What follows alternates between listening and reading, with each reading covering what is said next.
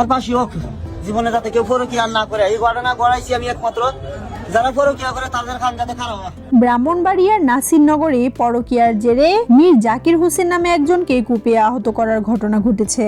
গত মঙ্গলবার রাত 7:30টার দিকে উপজেলা সদরের পশ্চিম পাড়ায় এই ঘটনা ঘটে।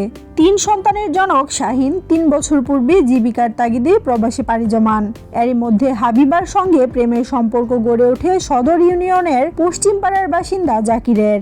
এক পর্যায়ে গত 6 ডিসেম্বর জাকিরের হাত ধরে স্বামীর সংসার ছাড়ে হাবিবা। বিষয়টি জানার পর গত 11ই ডিসেম্বর সৌদি থেকে দেশে ফিরে স্ত্রীকে ফিরে পেতে বিভিন্ন চেষ্টা চালিয়ে ব্যর্থ হয় শাহিন।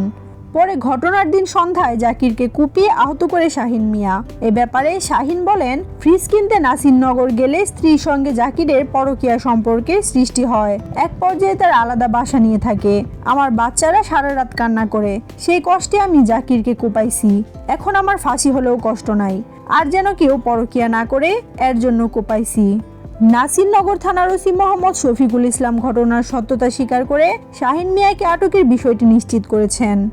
এই ধরনের নিত্য নতুন খবরাখবর জানতে আমাদের চ্যানেলটি সাবস্ক্রাইব করে পাশেই থাকুন।